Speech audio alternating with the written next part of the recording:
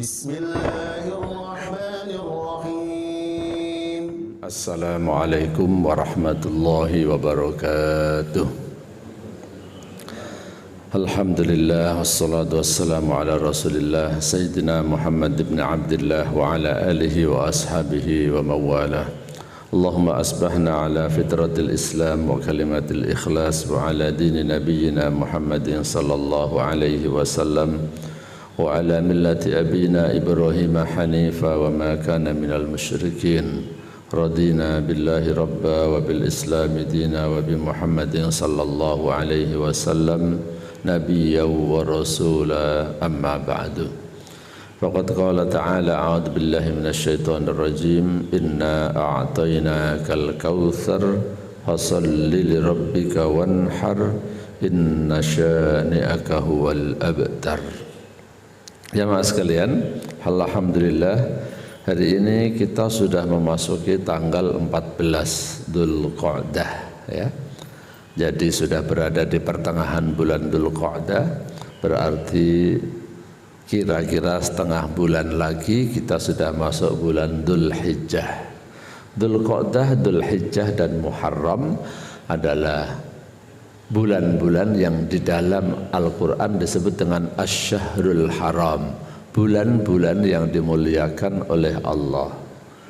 Jadi kita mengenal Al-Masjidul Haram, kita kenal Tanah Haram, dan ada satu lagi yang tidak terlalu familiar, namanya bulan haram.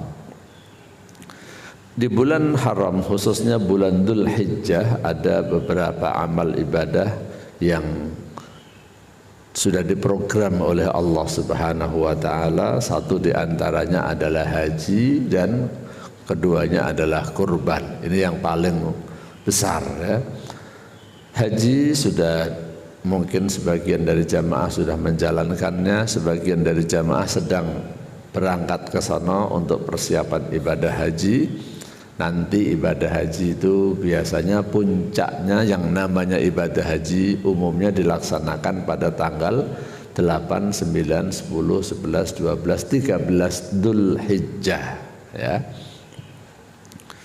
Yang kita di sini, yang di Indonesia yang tidak haji mulai melaksanakan puasa, ada yang puasa tarwiyah, Arafah, kemudian Idul Adha, kemudian hari tasyrik, hari penyembelihan. Nah, ibadah satu lagi yang tadi saya katakan yang dianjurkan, diperintahkan oleh Allah Subhanahu wa taala adalah ibadah kurban atau udhiyah, bahasa Arabnya udhiyah.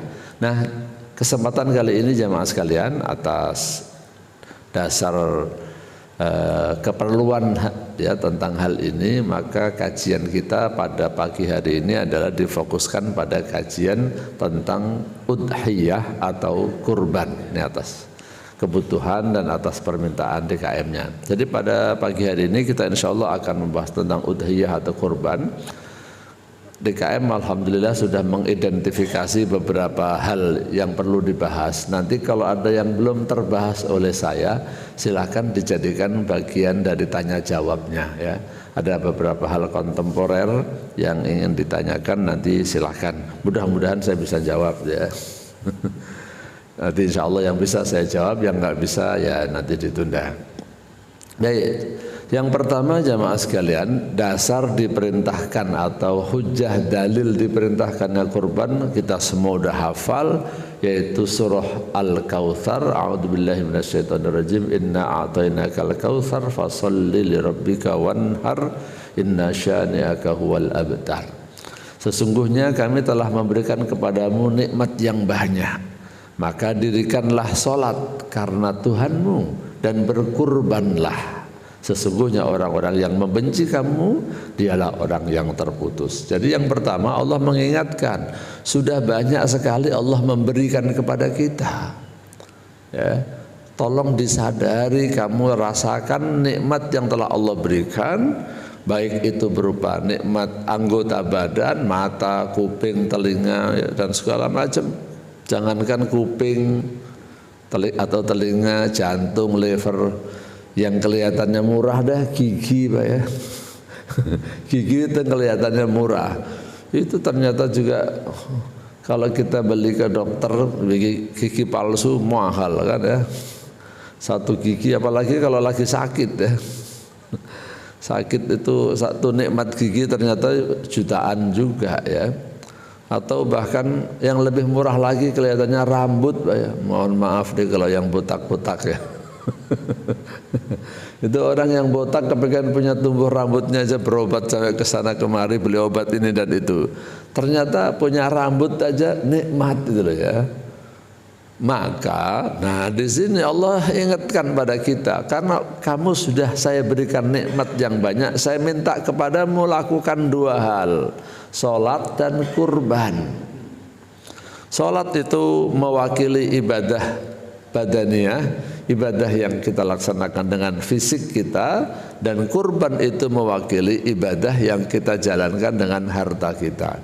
Jadi kalau Ramadan ibadahnya ada badan, ada harta.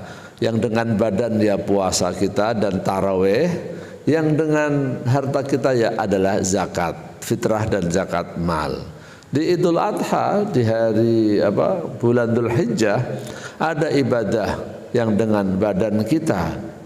Ya, di antaranya haji itu kan dengan badan, selain harta juga ya. Kemudian ada sholat Idul Adha itu dengan badan kita, puasa dengan badan kita, puasa Arafah. Tapi juga ada ibadah dengan harta yaitu kurban. Intinya kira-kira yang ingin saya tekankan pada poin ini adalah bahwasanya memang idealnya orang Islam itu punya badan yang sehat, punya uang yang banyak, gitu kan. Sehat fisiknya dan sehat finansialnya, supaya bisa menjalankan semua perintah. Dengan kata lain, nggak cukup ibadah dengan badan doang, nggak mau modal, juga nggak bagus dan tidak boleh ibadah itu hanya dengan harta saja. Karena ada orang yang rajinnya cuma nyumbang tapi nggak mau ke masjid. Kan ada tipe orang seperti ini ya, rajin dia acara apa aja. Ini pengalaman saya di komplek lah ya. Rajin, pokoknya disuruh nyumbang apa nyumbang dia. Tapi kalau untuk datang ke masjid dia berat banget. Tapi dia nggak musuhin masjid, dia nyumbang terus. Tapi untuk datang itu masih berat. Nah, saya katakan pada pengurus, udah dia masih ada kebaikan, cuman perlu didoakan. Mudah-mudahan ada hidayah, dia tergerak untuk datang ke masjid. Nyumbangnya gede-gede pak ya. Ada orang yang seperti itu ya. Tapi ada juga orang yang rajin ke masjid tapi belum mau nyumbang. Nah itu juga perlu digerakkan ya. Kalau karena dia tidak mampu gak apa-apa. Tapi kalau orangnya mampu tapi memang orangnya rada pelit ya. Cuman maunya itu hanya fisiknya aja datang ke masjid. Ada yang seperti itu. Walaupun ada juga yang ini maaf nih ngeledek saja mungkin orang itu yang ngeledek kepada saya. Masih bagus Ustadz daripada ada orang Islam yang sholat juga enggak, nyumbang juga enggak, isinya cuma protes saja itu. Udah enggak pernah nyumbang, enggak datang ke masjid, protes saja. Sampai mereka tuh ngeledekin. Ini mohon maaf kalau kedengaran sama agama lain. Jadi orang nyebutnya apa? Itu mah Islam Protestan katanya. Apa itu maksudnya? Orang Islam tapi enggak pernah ke masjid, enggak pernah nyumbang, cuma protes saja katanya. Nah itu lebih parah lagi ya. Nah, jadi yang ingin saya tekankan adalah bahwasanya kita itu diperintahkan untuk ibadah dengan dua hal tadi ya, kecuali bagi yang nggak mampu ya. Jadi bagi yang tidak mau nyumbang, nah sekarang tergeraklah dengan fasholli li rabbika wanhar. Memang ibadah itu ada yang badan, ada yang dengan harta. Inna syani'aka huwal abtar, sesungguhnya orang yang membenci kamu adalah orang yang terputus. Kaitannya dengan ini adalah bahwa orang yang tidak mau berkorban karena tidak suka dengan ajaran Rasulullah, dia akan terputus dari keberkahan-keberkahan. Itu orang yang enggak baik, dah jangan diikutin. Orang yang benci kepada Rasulullah itu orang yang akan terputus juga. Nah, jamaah sekalian, dari ayat ini kemudian ada hadis yang menyatakan begini, man wajada sa'atan falam yudhi fala yaqrabanna musallana. Hadis yang diriwayatkan oleh Imam Ahmad dan Ibnu Majah ini kalau diartikan, siapa orang yang kelebihan harta tetapi tidak menyembelih hewan kurban, tidak mau berkorban, janganlah dia mendekati tempat sholat kami ya. Jadi kalau maunya apa ya, ibadahnya yang nggak modal doang, cuman mau sholat, duitnya banyak tapi nggak mau korban, udah nggak usah ke masjid aja sekalian, gitu kan? Biar gampang nanti kalau masukin neraka, ya. Memang kamu ini orang dosa, ya kan? Pendosa, kenapa? Korban nggak, sholat juga nggak. Ya. Dari hadis ini jamaah sekalian ditambah dengan ayat yang tadi kita hafal, sebagian ulama mengatakan bahwasanya kurban itu hukumnya wajib, ya bukan sunnah. Meskipun mayoritas ulama mengatakan sunnah muakkadah. Sunnah muakkadah itu sunnah yang sangat amat dianjurkan. Bahasa lainnya setengah wajib gitu ya, setengah wajib, hampir kayak wajib. Rasulullah nggak meninggalkan, cuman kalau mau diwajibkan ini khawatir memberatkan umatnya, itu sunnah muakkadah. Yang kedua yang ingin saya sampaikan bahwasanya kurban ini tidak seperti haji. Maksudnya adalah kalau haji itu diperintahkan sekali seumur hidup. Tapi kalau kurban, ya terkait masalah pengulangannya, kurban itu tidak seperti haji.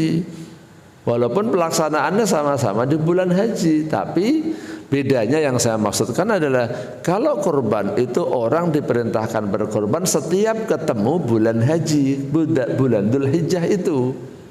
Seperti halnya puasa Ramadan, kita diperintahkan puasa setiap kali ketemu dengan Ramadan. Seperti halnya sholat 5 waktu, kita wajib sholat 5 waktu setiap ketemu dengan waktu sholat. Ya kalau enggak ketemu waktu sholat, udah mati, ya udah enggak sholat, disolatin aja. Yang enggak ketemu dengan bulan Ramadan, ya enggak wajib puasa Ramadan. Yang enggak ketemu dengan bulan Dzulhijjah, khususnya tanggal 10, 11, 12, 13, ya tidak perlu melaksanakan kurban. Jadi jangan sampai ada yang bilang begini, kamu gak korban, saya udah pernah. Nah ini kesalahan besar. Ini yang mau saya koreksi. Jangan saya bilang, saya udah pernah kok. Bukan sudah pernah. Selama kamu mampu dan ketemu bulan Dzulhijjah, kamu harus kurban. Kira-kira gitulah mau yang saya tekankan. Ya. Kalau haji, Bapak bisa bilang, kenapa kamu gak haji lagi? Kan wajibnya cuma sekali. Saya sudah pernah. Ya udah. Bahkan saya menganjurkan bapak-bapak walaupun punya duit banyak, kalau sudah pernah haji sekali, ya udah, nggak usah haji lagi. Duitnya masih banyak, Bapak gunakan untuk syiar Islam, dakwah, ibadah yang lainnya. Contohnya untuk kurban, untuk wakaf, untuk sedekah, ya, apalagi zakat, nah, gitu ya. Itu mengenai hukum kurban. Walaupun sekali lagi saya katakan, ulama umumnya mengatakan sunnah muakkadah, tetapi ada ulama yang mewajibkan yaitu Imam Hanafi karena ada dasar ayat yang memerintahkan fasholli lirabbika wanhar dan diperkuat oleh hadis Rasulullah yang mampu kok tidak mau korban nggak usah ke masjid sekalian, fala yaqrabanna musallana. Berarti ini satu paket antara sholat 5 waktu dengan kurban. Nah kira-kira gitu ya. Baik jamaah sekalian, apa saja yang bisa kita gunakan untuk kurban ataupun hikmahnya ya, banyak sekali ya. Ada hadis lagi yang ingin saya sampaikan. Hadis yang diriwayatkan oleh Imam Muslim, idza ra'aitum hilala dzulhijjah wa arada ahadukum an yudhi falyumsik an sya'rihi wa adhafirihi. Kalau diterjemahkan hadis riwayat Muslim ini artinya gini, apabila kalian telah melihat bulan Dzulhijjah, artinya kalau sudah masuk bulan Dzulhijjah dan seseorang di antara kalian akan berkurban, ingin berkurban, hendaklah dia tidak memotong rambut dan kukunya. Nah, hadis inilah yang meringankan menurut sebagian ulama. Di sini kan ada kata wa arada ahadukum an yudhi. Ada seseorang di antara kalian yang ingin berkorban. Kata arada. Jadi yang mengatakan tidak wajib sebenarnya dalilnya itu hanya menafsirkan. Kan di situ ada kata arada yang ingin. Berarti kalau yang nggak ingin nggak apa-apa dong. Nah gitu. Ini ulama yang mengatakan tidak wajib itu dari hadis ini. Di sini ada kata wa arada Aroda itu kan kalau ada keinginan, kalau nggak keinginan berarti nggak apa-apa. Bukan bagi siapa yang wajib, bukan, tapi siapa yang ingin berkorban. Nah, hadis ini dianggap yang meringankan bahwa korban itu tidak wajib. Itu. Jadi itu penafsiran dari hadis ini aja yang mengatakan tidak wajib. Berikutnya dari hadis ini ada yang bisa kita tangkap, bagi yang ingin kurban disunnahkan untuk tidak memotong rambut dan kuku sejak awal bulan Dzulhijjah. Ini perintah. Ya, walaupun ada sebagian yang menafsirkan, tapi ini jauh ya, jauh. Itu sya'rihi, rambutnya, wa adhafirihi, dan kukunya. Itu maksudnya nyanya itu nya kemana? Nya kepada hewan kurbannya atau nya kepada orang itu. Jadi ada yang mengatakan jangan potong rambut binatangnya, jangan potong kuku binatangnya. Ada yang menafsirkan seperti itu. Saya pernah baca itu ya, tapi ini jauh ya. Ini jauh. Saya pernah membaca artikel itu. Tapi kalau di kitab-kitab umumnya ya kitab-kitab dari ulama-ulama kita umumnya yang menafsirkan itu adalah nya itu adalah orang itu ya. Karena di sini tidak disebutkan kata binatang. Istilahnya gini, kalau dalam bahasa Arab itu domir ya, kata ganti itu harus ada yang kemananya. Di sini nggak ada kata hewan kurban, tapi adanya wa arada ahadukum.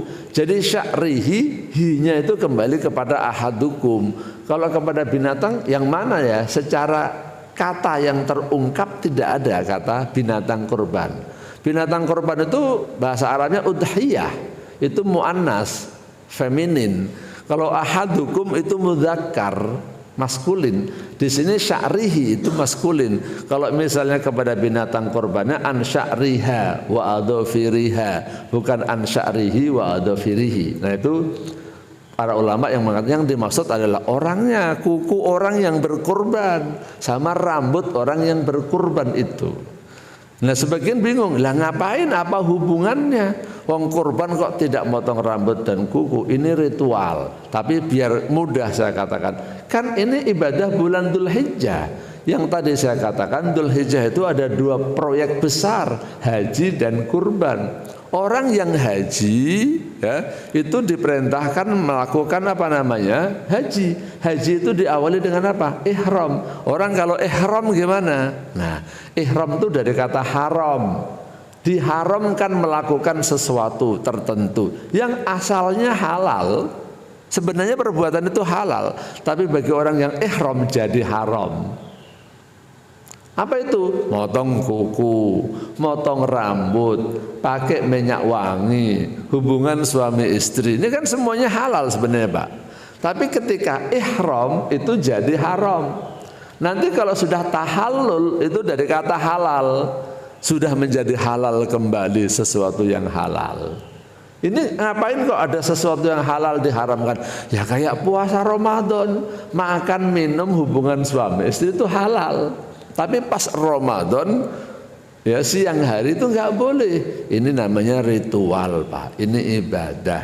Menguji kekuatan sami'na wa ata'na kita. Mau nggak nurut pada Allah Subhanahu wa taala. Sesuatu yang nggak boleh diharamkan. Tapi yang mengharamkan Allah dengan dalil yang jelas yang disepakati oleh ulama. Kamu mau nggak nurut gitu kan? Kira-kira seperti itu. Hikmahnya apa? Kembali kepada inna a'tainakal kautsar.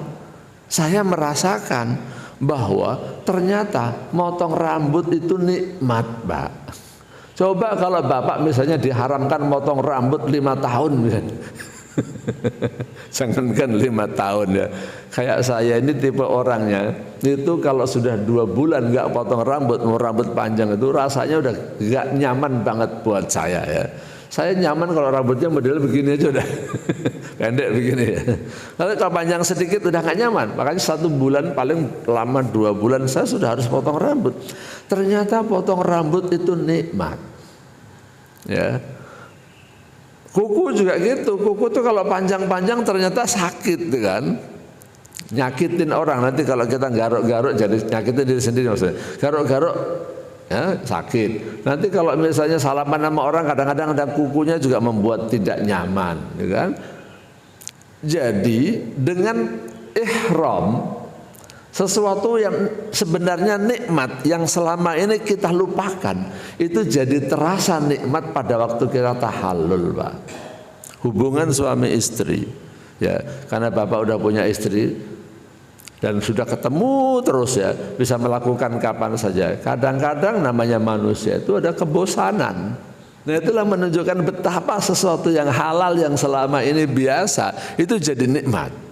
Tapi saya paling terasa terus terang yang biasa itu adalah masalah cukur rambut, Pak. Ya. Sama kuku itu benar-benar saya merasakan kok. Itu kalau dari tanggal 1 sampai 10 Dzulhijjah kita nggak potong kuku tuh nggak nyaman banget itu, ya. Kukunya jadi panjang-panjang itu nggak enak itu. Nggak enak banget gitu, ya.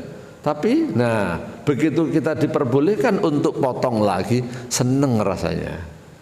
Nah, itu kembali kepada inna a'tainakal kautsar. Jadi memang Allah berikan kepada kita nikmat yang sangat banyak. Jadi hadis ini menjelaskan bahwa kalau kita sudah berniat atau berazam untuk kurban sejak tanggal 1 Dzulhijjah, jangan potong rambut, jangan potong kuku. Tapi ini hukumnya sunnah.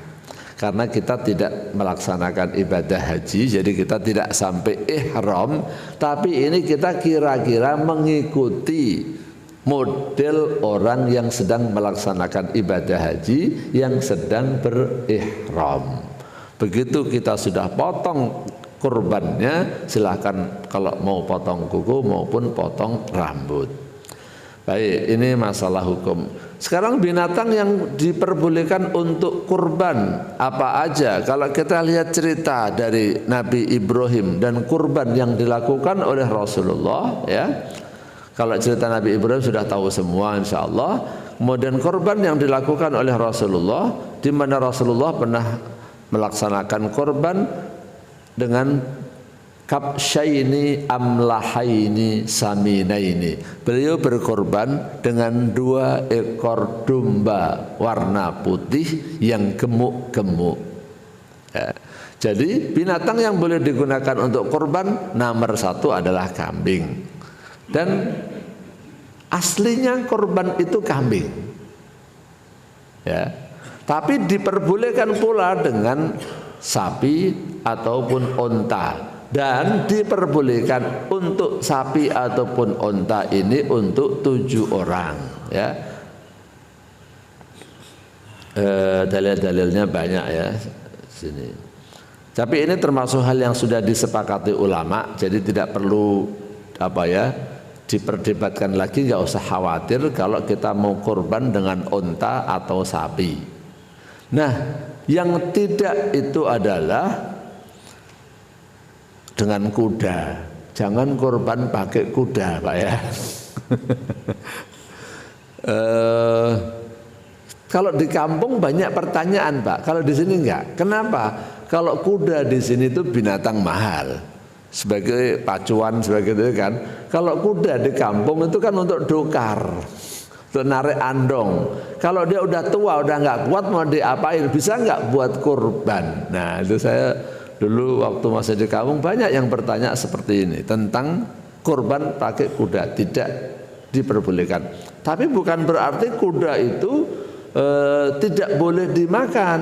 Dia boleh dimakan, tetapi tidak untuk kurban. Dia sama dengan bebek, ayam, itu kan binatang yang boleh dimakan, tetapi dia tidak termasuk untuk kurban, gitu, ya. Hikmahnya juga bahwasanya di dalam Islam kuda itu sebagai perangkat perang dan sebagai alat ketangkasan, alat olahraga untuk sehat juga. Jadi kalau misalnya ada korban dengan kuda, nanti lama-lama spesies kuda ini lama-lama cepat habis. Sekarang aja di Indonesia udah jarang, di Jakarta juga udah jarang. Di dekat rumah saya, perumahan saya itu ada tempat lapangan main kuda itu, apa namanya, polo ya. Nah, lapangan untuk kuda itu polo, ya, olahraga yang pakai bola tapi naik kuda. Wah, itu saya tanya itu, ini kudanya siapa? Ini kudanya si fulan. Ada juga yang orang nitip di sini kayak ngekos. Ya, jadi kalau punya kuda taruh di situ nanti dirawat, ya, dikasih makan segala macam. Berapa ngekosin kuda? 5 juta katanya. Hah? Kos kuda 5 juta, mahalan kosnya dia daripada anak saya bilang. Jadi biaya hidupnya kuda itu ternyata mahal Pak ya. Itu murah-murahnya 5 juta karena nanti kan ada pelatihnya ya kan.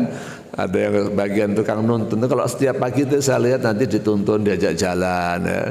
Dia kenapa harus diajak jalan terus? Itu kadang-kadang satu orang itu pelatih itu bawa 4 kuda, 5 kuda itu supaya dia jalan. Itu kuda kalau nggak diajak jalan stres satunya. Kalau cuma di kandang terus kan. Belum lagi nanti yang ngelatih macam-macam. Itu dekat perumahan saya ya. Itu ada. Tapi saya nggak pernah main ya. Jadi kalau masuk lapangan situ ada kelihatan tuh. Kalau yang mainnya di tengah itu orang kaya, yang mainnya di pinggir itu orang miskin. Yang di tengah mainnya kuda, yang di pinggir cuma jalan kaki ya. Jalan kaki muterin lapangan polo, nah itu orang-orang miskin. Itu olahraganya gratis. Kalau yang di tengah, nah itu yang bayar, itu yang punya kuda ya. Jadi kuda tidak digunakan untuk kurban ya. Cuman untuk kambing, kambing ini untuk yang usia 1 tahun minimal ya. Kalau sapi itu usia 2 tahun, kalau unta itu usia 5 tahun. Kurang dari itu nggak boleh. Jadi bagi yang berdagang menjual binatang kurban, ini wajib tahu. Saya katakan wajib.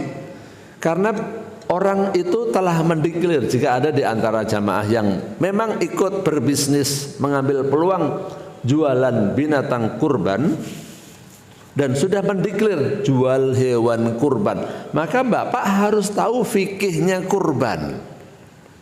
Termasuk bisa mengidentifikasi ini binatang sah atau tidak sah. Termasuk bisa tahu ini umurnya berapa. Ya nggak ada akte kelahirannya sih Pak. Ya kan binatang nggak ada akte kelahirannya kan. Tapi kan ada ciri-cirinya. Saya nggak tahu ya. Saya nggak tahu cirinya. Kalau orang-orang di kampung saya pada tahu dilihat giginya kan. Ah ini udah, ini belum gitu kan. Karena 1 tahunnya itu giginya, orang bilang giginya udah kopak gitu kan. Kopak yang gimana sih saya nggak tahu. Tapi intinya usianya ya umur binatang yang digunakan untuk kurban. Kalau untuk kambing itu harus 1 tahun, sapi harus 2 tahun, unta 5 tahun. Sebagian ulama mengatakan kalau domba dengan kambing beda Pak ya. Jadi maksudnya kalau kambing itu kalau di kampung saya kambing Jawa. Kalau domba yang ya domba itu yang banyak bulunya itu 7 bulan sudah diperbolehkan. 7 bulan sudah diperbolehkan. Ini binatang yang digunakan untuk kurban. Yang tidak dibolehkan, saya langsung baca artinya aja lah dalam hadis ini nanti panjang. Yang tidak boleh digunakan itu adalah binatang yang buta, yang jelas butanya, yang pincang, yang kurus.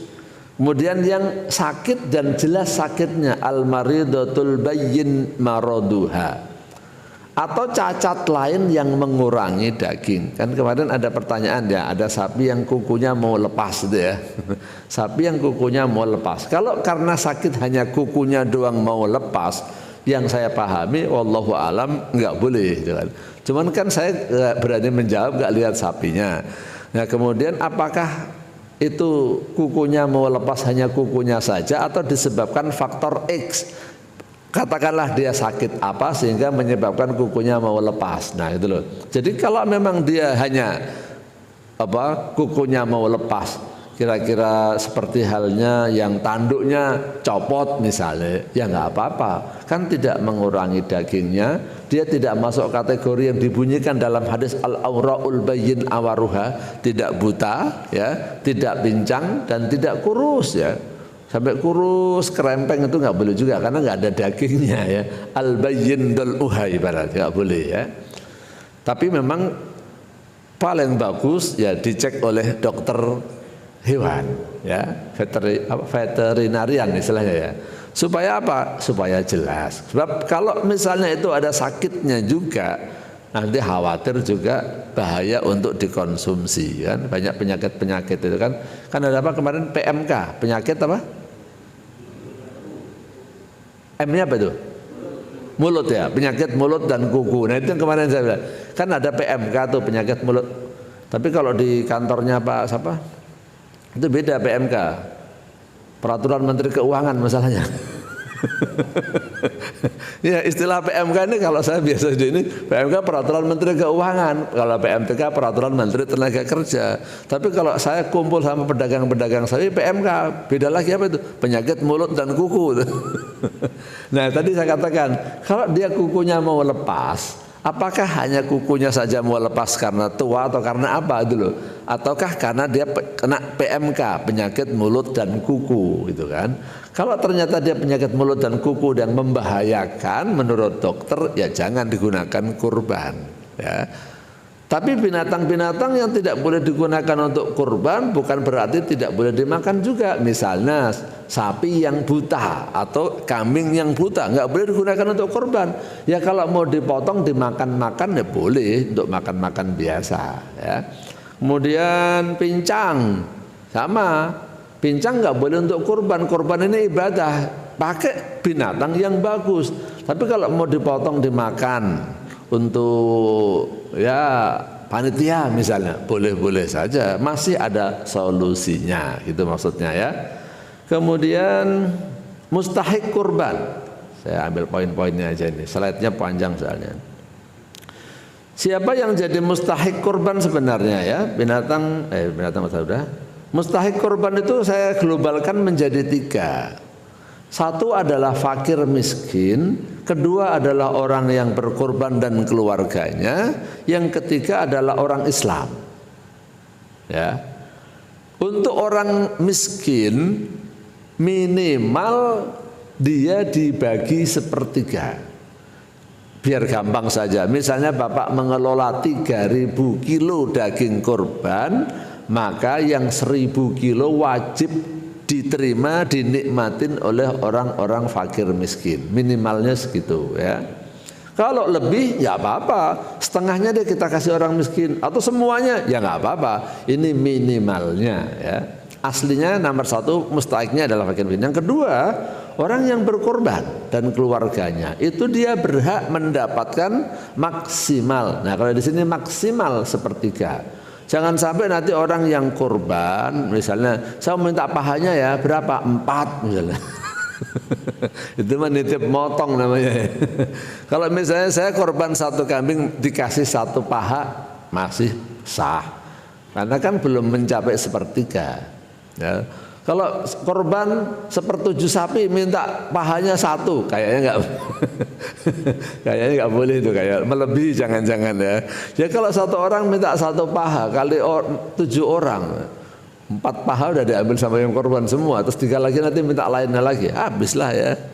Jadi Bapak hitung saja, di sini perlu melakukan kalkulasi, perhitungan, akuntansi. Jadi dagingnya ada berapa, yang sepertiga harus didistribusikan kepada mustahik yang fakir miskin. Ya, misalnya nih, Bapak punya kebijakan, warga Toronto ini yang Muslim akan dibagi juga misalnya. Tapi kalau warga Toronto kan bukan kategori miskin Pak ya. Kayaknya hampir nggak mungkin lah ya Toronto miskin. Nah misalnya jangan sampai warga Toronto semua, yang warga keluar ada 20 orang misalnya, jangan sampai. Yang warga fakir miskin itu ada berapa? Dari jumlah orang yang akan kita bagi, misalnya sepertiganya udah fakir miskin, berarti porsi per orangnya juga harus dibuat sama supaya gampang ngitungnya. Tapi kalau saya sarankan biar aman, separuhnya aja lah buat fakir miskin, itu separuhnya buat fakir miskin. Khawatir kurang nanti jadi nggak sah kurbannya, gitu ya. Kalau lebih kan nggak apa-apa. Tapi kalau untuk keluarga, nah itu maksimal sepertiga orang yang berkorban dan keluarganya. Selebihnya itu bisa digunakan untuk hadiah. Jadi kalau di dalam kitab ini saya kutip di antara al-afdal an ya'kula thuluth wa yatasaddaq bits-thuluth ya. Yang afdal itu ya dia ikut makan tapi maksimal sepertiga dan dia berkurban disedekahkan kepada fakir miskin sepertiga. Nah, yang banyak diperdebatkan adalah tentang upah pemotong sama kulitnya atau kepala. Tapi yang bagian pertama sudah banyak kesadaran bahwa orang yang memotong itu tidak boleh dikasih upah dari binatang kurban itu. Misalnya Pak saya motong tapi nanti saya minta kepalanya ya, saya nggak usah diupain nggak apa-apa, nggak boleh. Kenapa Pak? Kurban itu aslinya dijalankan, dikerjakan oleh orang itu sendiri. Kalau misalnya saya yang kurban, saya potong kemudian saya kulitin, saya bagiin. Ketika saya tidak mampu melaksanakan perintah itu, motong sendiri nggak bisa, apalagi ngulitin dan nyacah, saya minta orang lain. Saya minta tolong orang lain, ya saya harus bayar orang itu. Maka itu biaya pengelolaan dikenakan kepada orang yang berkurban. Ya, jadi pengelolaan itu dibebankan kepada orang yang kurban. Jadi bagi yang kurban, kalau kok di sini udah kurban disuruh bayar katanya, itu untuk keabsahan, untuk sahnya ibadah Bapak. Jangan sampai nanti tukang potongnya, kamu yang potong bagian kepalanya, kamu yang bagian ngulitin dapat kulitnya. Nah berarti orang yang berkorban ini minus kepala dan minus kulit. Berarti dia korbannya adalah sapi atau kambing tapi tidak termasuk kepala dan kulitnya. Jadi gak sempurna itu logikanya, biar dipahami ya. Jadi kalau minta tolong orang ya bayarinlah dia. Sebaliknya juga kita sebagai panitia perlu menegaskan kepada tukang-tukang potong itu, Pak, Bapak bekerja, ya Bapak kita bayar. Bapak jangan menentukan saya minta kulitnya, saya minta kakinya, saya minta kepalanya, jangan. Itu nanti terserah panitia, itu haknya panitia. Karena panitia merupakan wakil dari orang yang kurban. Dialah nanti yang akan membagikan. Kalau orang yang motong, orang yang kerja itu dibagi karena posisinya sebagai mustahik, mungkin karena dia miskin atau mungkin karena dia orang muslim, sah, tapi bukan sebagai upah. Karena dia bukan upah, maka yang menentukan panitia, bukan orang yang motong, gitu ya. Jangan yang motong yang menentukan, saya mau motong asal dikasih kepalanya, nggak bisa. Saya mau motong asal dikasih kulitnya, nggak bisa. Nanti kurbannya jadi nggak sah. Ya, ini adalah haknya panitia yang mengatur. Kalau misalnya orang itu kurban potong sendiri, ya terserah orang yang berkorban mau dikasihkan kepada siapa. Kalau menjual kulitnya, yang menjual adalah orang yang berkurban, ini sepakat ulama nggak membolehkan. Ya, ulama tidak membolehkan kita menjual kulit bagi orang yang berkorban. Ya, bagi panitia sama. Karena panitia itu kan wakilnya orang yang berkorban. Misalnya ini kulitnya nggak mau, diapain ini kulitnya? Udah kita jual aja deh. Dijual kemudian uangnya masukin ke infak masjid misalnya. Itu berarti bukan kurban. Kalau kurban kan untuk didistribusikan kepada orang, bukan untuk kas masjid. Jadi kalau misalnya dijual sama begini, kalau dipotong-potong, misalnya kulit dipotong-potong, dibagikan ke orang, ya dibuang kan Pak ya. Kan nggak bisa motong, masak kulit sengaja cuman misalnya sejengkal atau berapa potong, itu kan karena masaknya kan ada cara khusus. Kalau misalnya mau dimasak jadiin kerupuk kulit misalnya kan.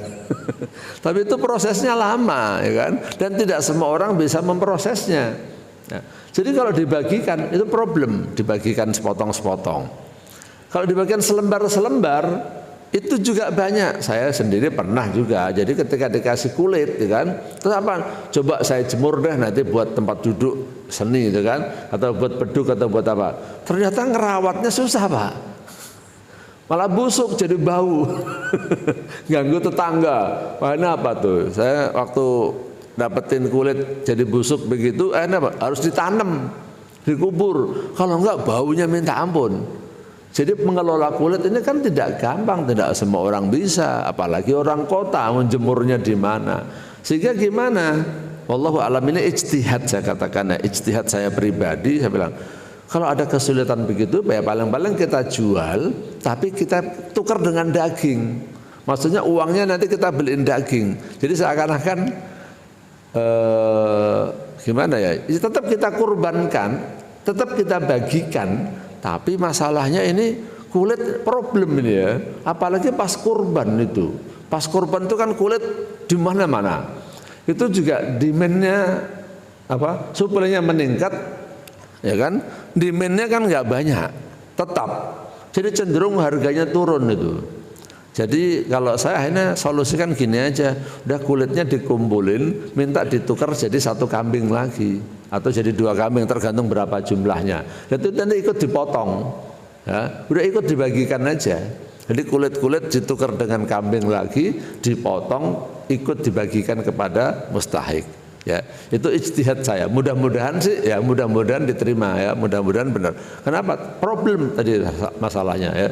Saya ngalamin sendiri, ya. Jadi ketika dibagikan sepotong-potong malah jadi dibuang. Ketika dibagikan selembar-selembar juga akhirnya enggak semua orang bisa mengelola. Ketika orang menjual 1 lembar, 2 lembar itu juga jualnya kemana enggak semuanya ngerti. Sering jadi problem. Saya sering lihat di tempat-tempat kurban itu, ya, ada kulit digantung sampai membusuk karena nggak bisa ngelola dia. Beberapa kali saya ngelihat itu, ya. Jadi panitianya nggak bisa ngelola. Habis mau dijual nggak boleh, malah jadi terbuang intinya. Ya. Saya jelas-jelas ngelihat itu di satu model-model kampus itu, ya. Kulit itu kan mereka nggak tahu ngelolanya. Kalau panitia di masjid pada tahu, punya channel. Yang di kampus-kampus kulitnya nggak bisa, udah digantung aja di pohon. Habis dijual nggak boleh, dibagiin nggak ada yang mau, akhirnya jadi buang. Itu fakta, ya. Jadi makanya ini perlu ijtihad, ya. Kalau di kampung saya itu rada mudah. Pas di desa saya itu ada bandar kulit.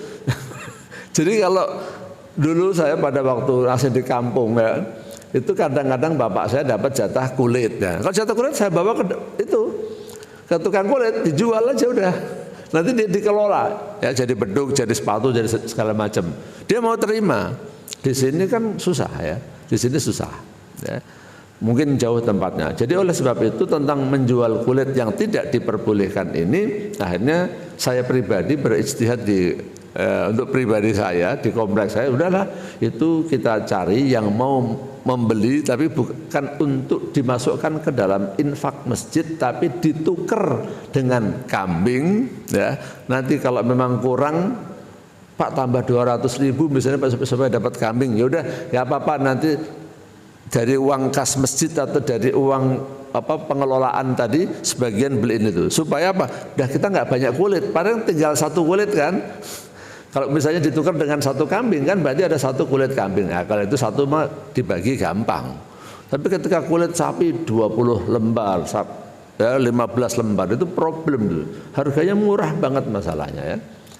Kemudian itu tentang kulit, ya. Kalau kepala itu juga sering jadi problem. Kalau dibagiin 1 orang banyak banget, Pak. Terus kadang-kadang ada orang malah bingung. Nah, kalau saran saya sih kalau kepala sapi dibongkar aja, Pak.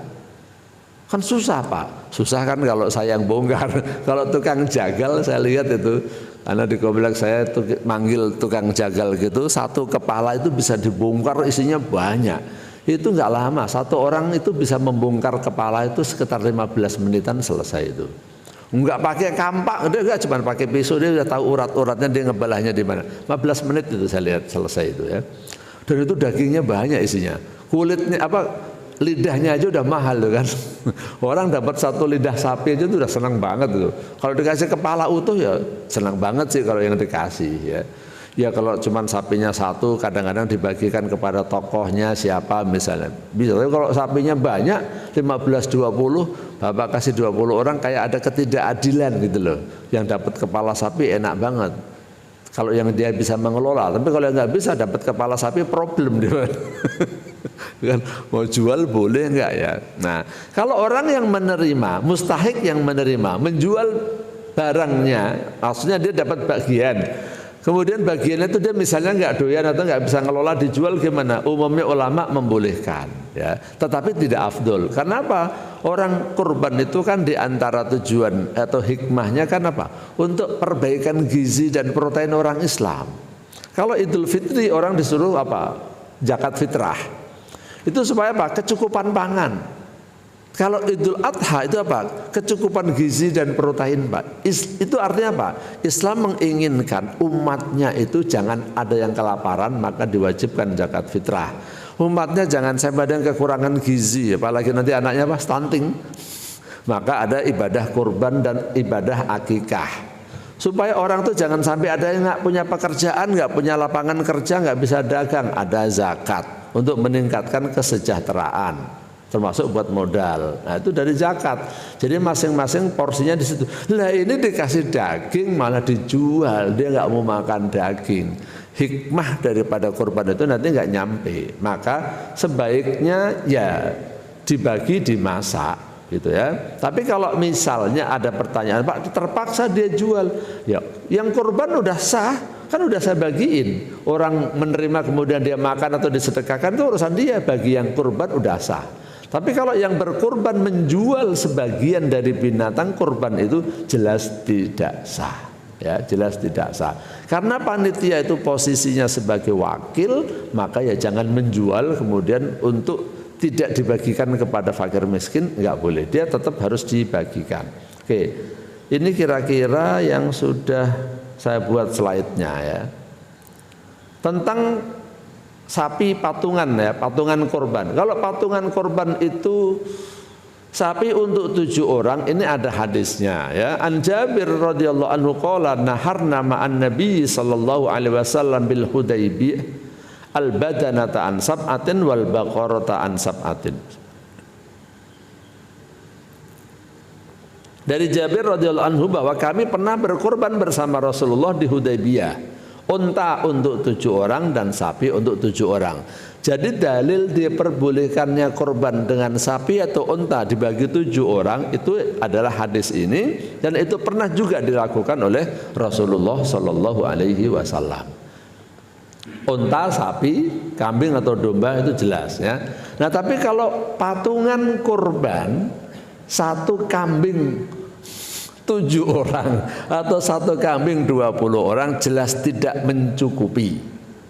Karena korban itu minimalnya adalah 1 kambing.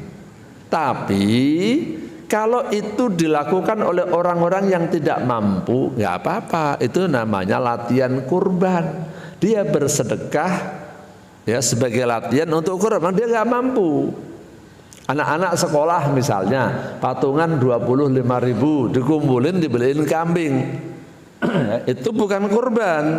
Itu adalah latihan kurban. Enggak dosa, tapi maksudnya gini, kalau ada orang yang kaya ya patungan korban, udah kita patungan bertiga aja yuk misalnya. Ini enggak sah, enggak boleh. Ini orang pelit namanya ya. Tapi kalau orang yang enggak mampu korban, ya kita patungannya kepengen banget korban, ya latihan lah, nggak apa-apa ya. Tapi dia belum menggugurkan. Bagi ulama yang mengatakan kurban itu wajib, maka belum gugur kewajibannya karena dia patungan kurang dari 1. Ya Ustadz, itu katanya Rasulullah pernah berkorban 1 untuk umatnya dan 1 untuk keluarganya. Itu maksudnya beda, bukan berarti ya itu contoh bahwasanya boleh korban untuk umat. Ini karena kasih sayang Rasulullah ya. Jadi biar umatnya tidak ada yang berdosa, biar umatnya ini semuanya kecipratan dapat pahala, bagian dari contoh syafaat begitu Pak ya. Bukan berarti boleh saya korban mewakili untuk 1 masjid. Niru hadis tadi, bukan. Yang ini perlu dipahami maksud dan tujuannya. Nah kalau untuk 1 keluarga gimana? Gini jamaah sekalian, kurban itu kan diperintahkan kepada orang-orang yang punya duit, yang punya harta. Yang nggak mampu ya nggak. Nah dalam keluarga Islam aslinya, konsep awalnya yang wajib mencari nafkah kan bapaknya. Istri kan tidak wajib cari nafkah. Itulah yang dimaksud, yang korban itu 1 keluarga 1 orang cukup, karena memang bapaknya.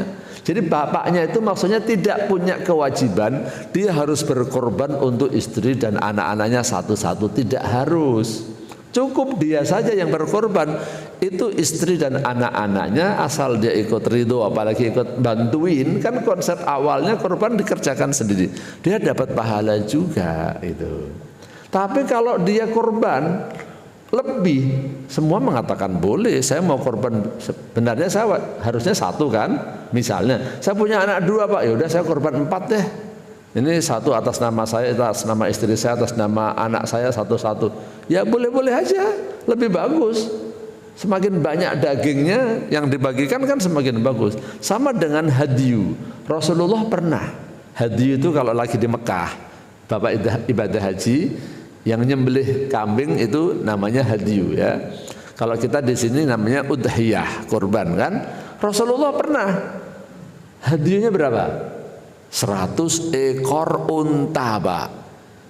Jadi yang namanya ibadah maliyah sedekah, kalau orangnya melebihin ya nggak masalah. Yang nggak boleh itu kalau saya mewajibkan kepada orang itu lebih, Pak, Bapak harus korbannya 4 orang. Jadi nggak boleh kalau korbannya Bapak cuma 1 sapi, harus 4 sapi. Misalnya, saya nggak boleh mewajibkan sesuatu yang tidak wajib. Tapi kalau orang mau bersedekah lebih, ya boleh, kan ini masalah ibadah maliyah, ya. Zakat, Pak, saya wajibnya 2,5%. Kalau saya lebihin gimana? Ya nggak apa-apa, jadi sedekah. Tapi saya sebagai amil nggak boleh, Pak, Bapak itu orangnya beda, Pak. Bapak zakatnya harus 7,5% misalnya. Itu yang nggak boleh, ya. Jadi konsepnya dalam Islam, jangan menghalalkan sesuatu yang haram dan jangan mengharamkan sesuatu yang halal. Jadi kalau barang-barang halal, akad-akad yang halal Bapak haramkan nggak boleh juga. Jangan mewajibkan yang tidak wajib, ya. Jangan melarang sesuatu yang tidak dilarang oleh Rasulullah. Gitu konsepnya, ya. Konsepnya sebenarnya konsep dasarnya sami'na wa ata'na. Tapi kalau nggak dilarang ya jangan dilarang dalam masalah muamalat dan lain sebagainya, ya. Baik, yang terakhir nanti kalau ada yang kurang nanti Bapak tanyakan, ya. Waktu penyembelihan jelas, ya, tanggal 10, 11, 12 dan 13. Yang perlu dimaklumi bahwa tanggal itu berubah waktu maghrib. Jadi jika Bapak melaksanakan kurban tanggal 13 Dzul Hijjah, ya sebelum maghrib, ya, bahkan afdolnya sebelum asar, ya. Tapi yang jelas kalau misalnya ba'da maghrib tanggal 13 Dzul Hijjah itu bukan kurban. Ya, bukan kurban. Kan ini masih maghrib, belum jam 12 malam. Tanggalnya itu berubah bukan jam 12 malam, tapi waktu masuk waktu maghrib. Itu perubahan tanggal dalam kalender Hijriyah. Baik, mungkin ada poin-poin yang terlewatkan, silakan ditanyakan mungkin. Silakan, ada Pak, nomor 1 apa? Mikrofonnya ada di sana kan? Nah, silakan. Assalamualaikum warahmatullahi wabarakatuh. Waalaikumsalam warahmatullahi wabarakatuh. Ustadz, ini kan sekarang sering ada penawaran kurban untuk di daerah-daerah lain kayak gitu ya, kayak mungkin di kampung atau di pesantren ini, pesantren itu, atau bahkan di luar negeri kayak gitu ya, di Yaman, di Palestina kayak gitu. Nah itu gimana Dad? Apa ada keutamaan ini? Misalnya di daerah yang minus itu lebih baik atau kayak gimana gitu? Terima kasih. Ya, baik. Pertanyaan yang bagus, ya. Sama dengan zakat, konsepnya adalah tu'khadhu min aghniyaihim wa turaddu ala fuqaraihim. Diambil dari orang-orang kaya mereka dan dibagikan kepada orang-orang fakir mereka. Ini ceritanya tentang ketika Rasulullah mengutus Mu'adz bin Jabal, ya, mengutus sahabat Nabi untuk memungut zakat. Kamu ambil dari sono, kamu bagikan di sono. Jadi konsepnya di dalam kitab fikih juga sama. Aslinya yang bagus itu adalah korban untuk dibagikan kepada masyarakat sekitar.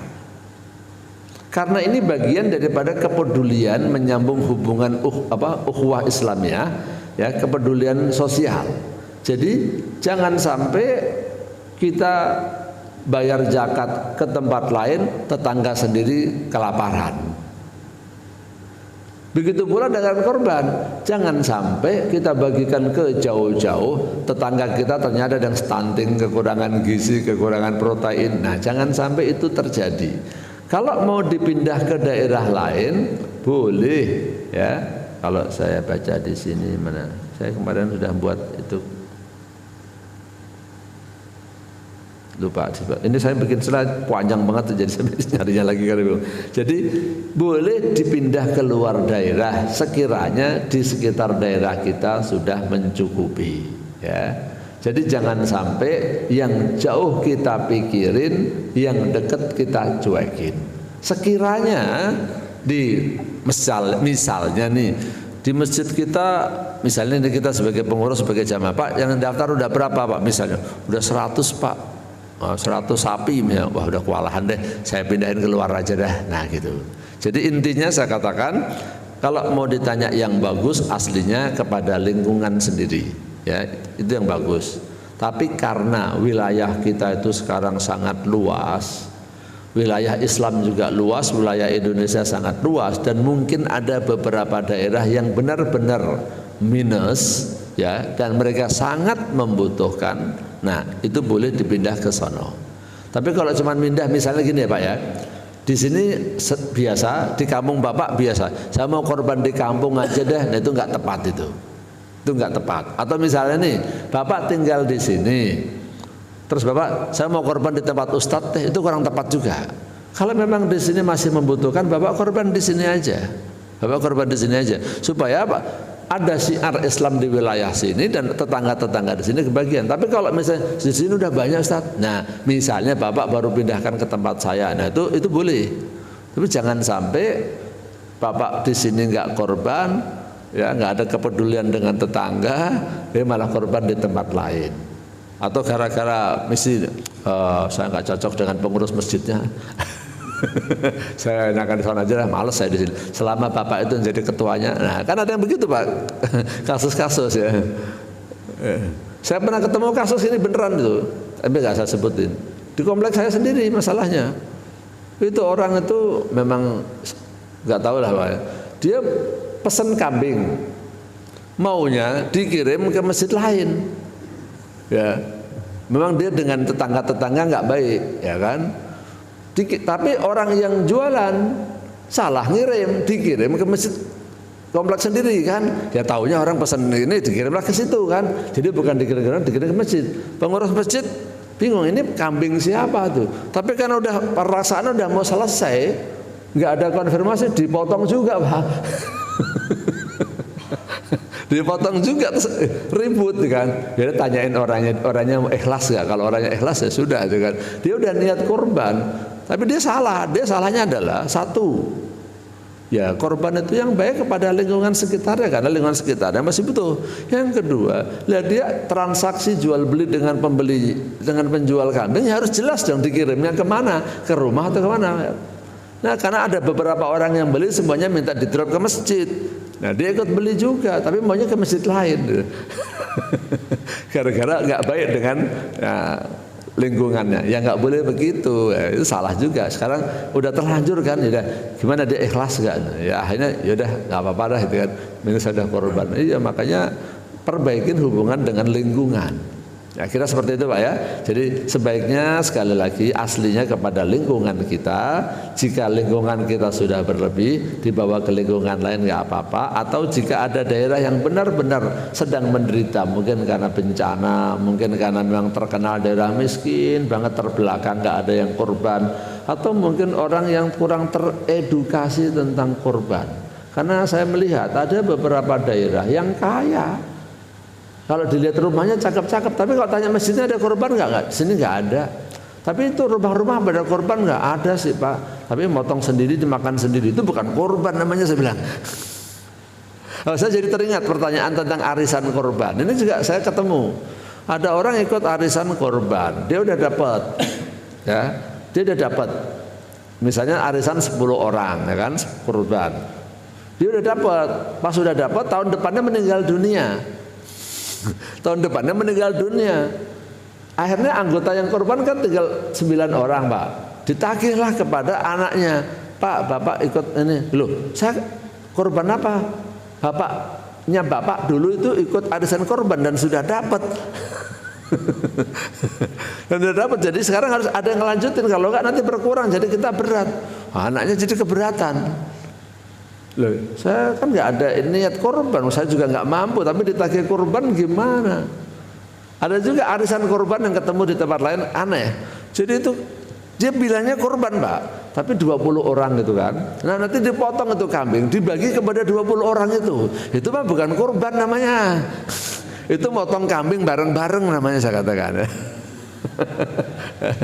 Nah supaya arisan korban itu boleh, gini caranya. Arisan itu judulnya akadnya utang. Jadi pakai akad utang piutang duit. Jadi kita utang aja. Jadi misalnya 20 orang misalnya, jadi ini biar gampang saya buat angkanya. Oke, kita arisan 100.000 ya Pak ya. Akadnya itu ngutang. Jadi sekarang ada duitnya 20 orang, terkumpul 2 juta. Siapa yang utang duluan? Nomor 1 si A, katakan. Si A ini utang 2 juta. Duitnya grup entitas kelompok ini, termasuk duit dia 100.000 kan. Nah dia utang 2 juta, maka dia terima 2 juta itu, maka dia juga harus bayar 2 juta. Jadi 100.000 kali 20. Ini supaya halal ya maksud saya. Jadi akadnya utang piutang. Jadi sekarang saya bayar 100 kali 20 dapat 2 juta. Besok tahun kedua ya saya wajib bayar 100 lagi. Tahun ketiga 100, sampai tahun 20 bayarnya 100 lagi. Jadi berapa yang dia bayar dia terima. Itulah kalau yang namanya arisan yang diperbolehkan. Kalau arisan kurban, pokoknya kurban. Ini nggak boleh. Kenapa? Ini ada unsur gharar. Kurban ini kurban yang harga berapa? Harga sapi atau harga kambing kan bervariatif Pak. Ada yang 1.600.000 sampai 3 juta 4 juta kan. Saya ketemu ada satu panitia kemarin yang menyebarkan iklan ya. Dia bisa korban dengan harga 1.666.000. Murah banget saya katakan. Tapi dia kemarin sampai tanggal berapa udah selesai, kalau nggak salah 28 Mei atau 26 Mei. Kok itu bisa murah banget, gimana itu? Ya ini kalau sapi maksimalnya cuma 200 kiloan Pak. Oh sapinya kecil 200 kilo kan. Itu juga korbannya bukan di Jabodetabek, korbannya di daerah. Jadi nanti orang yang berkorban tidak bisa mendapatkan bagian, kesulitan teknisnya. Jadi benar-benar semuanya dijadikan sedekah buat orang lain. Ya, ada kan 1.600.000 kan, tapi ada yang sampai 3,5 juta. Silakan Pak. Iya, maaf Ustaz Afwan. Bismillah, Assalamualaikum warahmatullahi wabarakatuh. Waalaikumsalam warahmatullahi. Ini mohon maaf ada beberapa concern sih, pertanyaan rombongan ya, borongan. Ini basic sih sebetulnya, cuma untuk memastikan saja apa yang mungkin kami sudah lakukan sudah sesuai atau belum gitu saja. Kalau belum mohon diluruskan. Pertama, apakah boleh sohibul kurban itu menentukan bagian dagingnya? Misalnya, oh nanti saya paha ya, paha kanan lah, paha kiri, atau saya nanti apa namanya khas ya daging yang apa bagian khas lah. Nah, yang kedua, kalau memang dia tidak seperti itu, apakah boleh panitia yang menentukan oh buat sohibul nanti dagingnya kita samakan bagiannya yang favorit lah misalnya gitu, yang ini gitu misalnya bagian mana yang favorit misalnya sepertiga tersebut gitu.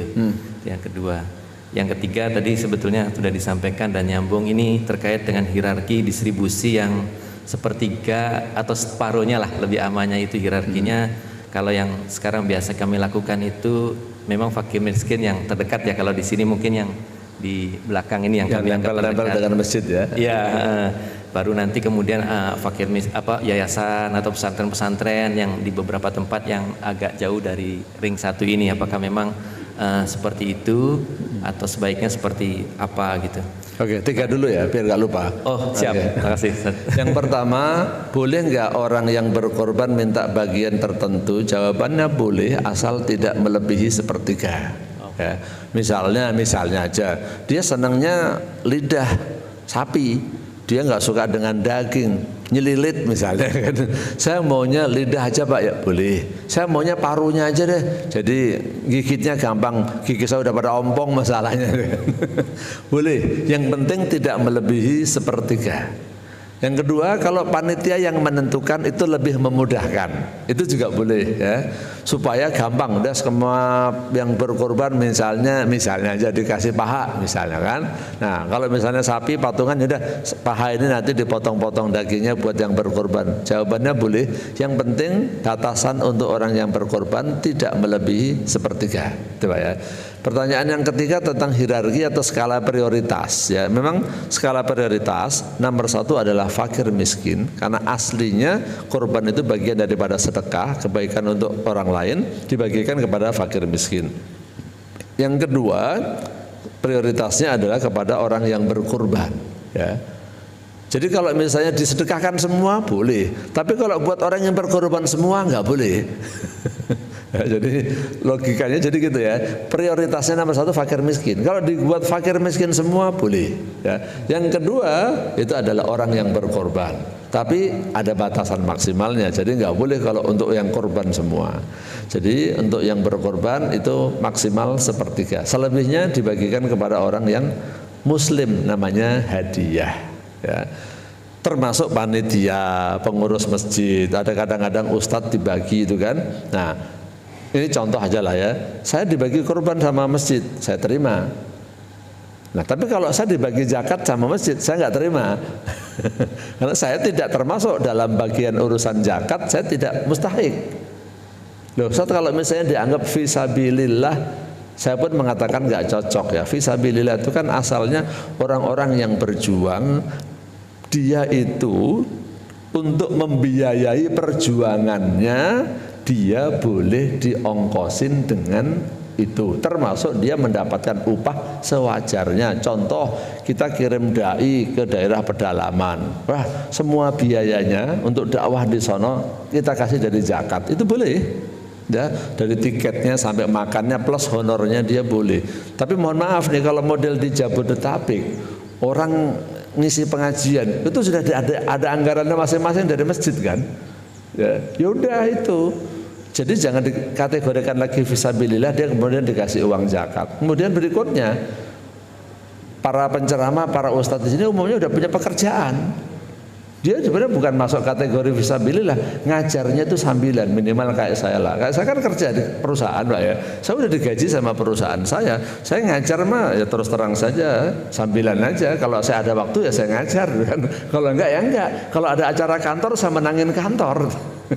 Walaupun jadwal di sini misalnya, tapi saya tugas keluar kota, ya saya harus mengutamakan kantor. Karena apa? Kantor digaji. Wajib kan, ada hak dan kewajiban, kamu digaji sekian, kamu kerjakan tugas-tugas ini gitu kan. Kalau nggak ada ya saya ngajar gitu kan. Jadi hanya sambilan saja.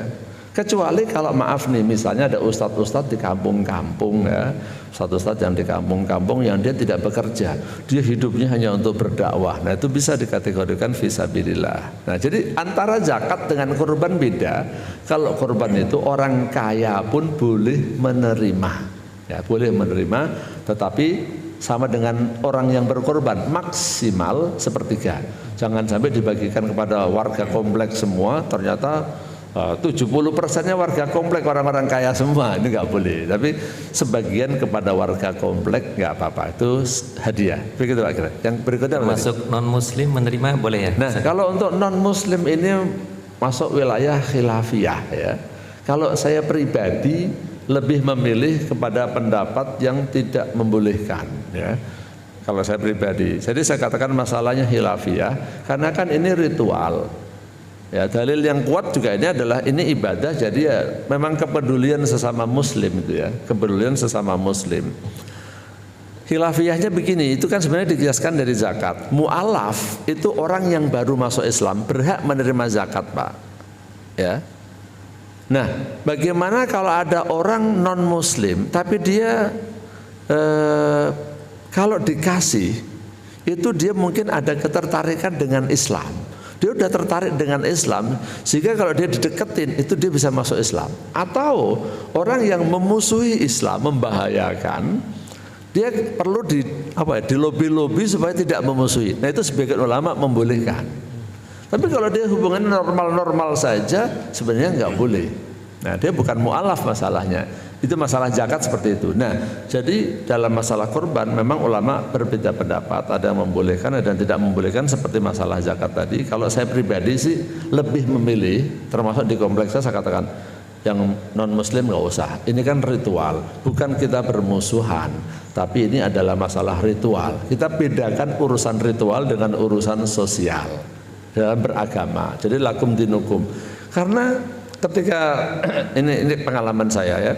Ketika kita kerukunan beragama terlalu jauh seperti tadi, udah korban kita kasih. Nanti lama-lama Pak zakat dikasih. Saya ngalamin Pak.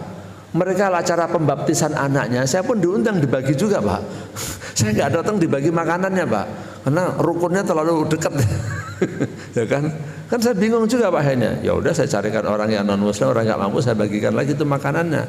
Urusan baptis, urusan agama kan udahlah masing-masing aja. Urusan kurban, urusan agama masing-masing aja Pak. Tapi kalau tidak ada urusan keagamaan, saya dengan tetangga saya berbagi makanan biasa. Saya pulang kampung, saya habis jalan-jalan bagi. Dia habis pulang kampung jalan-jalan bagi. Ya apa-apa. Tapi kalau untuk urusan kurban saya katakan jangan, karena ini adalah ritual ibadah. Jadi saya memilih pendapat yang tak usah dibagilah untuk yang non muslim. Wallahu alam. Ya, kalau di sini memang kita bagi semua warga, artinya kan termasuk yang non muslim juga kita bagi situasi yang di sini seperti itu sih kira-kira Ustaz. Jadi gitu. apakah itu sudah tepat atau belum ya gitu ya. Syiar lah gitu. Siapa tahu ada ketertarikan atau apa. Mungkin maksudnya itu sih panitia. Karena kan satu komplek nih ada yang jadi kita bagi semua tanpa melihat ininya. Muslim non muslim. Situasinya seperti itu sih. Nah, makanya saya sih tidak berani memaksakan ya. Nanti diijtihadin kira-kira di sini gimana? Kira-kira ada dampak negatifnya enggak? Kalau sampai kerukunan berlebihan atau bahkan nanti mengurangi jatahnya fakir miskin, itu juga jangan sampai terjadi. Jangan sampai terjadi ya.